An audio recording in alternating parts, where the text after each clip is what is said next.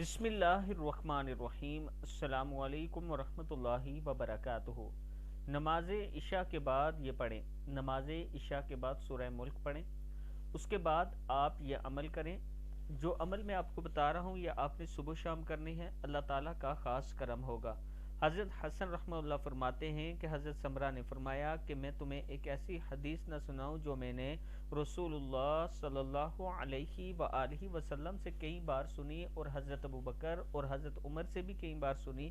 میں نے عرض کی کہ ضرور سنائیں۔ حضرت سمرہ نے فرمایا جو شخص صبح شام یہ دعا پڑھتا ہے، اللہم انت خلقتنی وانت تہدینی وانت تطعمنی وانت تسقینی وانت تمیتنی وانت تحیینی، اور اس کے پڑھنے کے بعد اللہ تعالیٰ سے جو مانگے گا اللہ تعالیٰ ضرور اس کو عطا فرمائے گا۔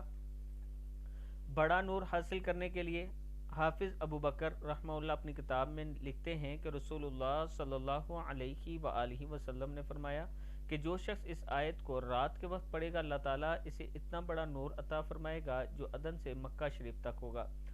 بسم اللہ الرحمن الرحیم۔ فمن کان یرجو لقاء ربہ فلیعمل عملا صالحا ولا یشرک بعبادت ربہ احدا۔ صدق اللہ العظیم۔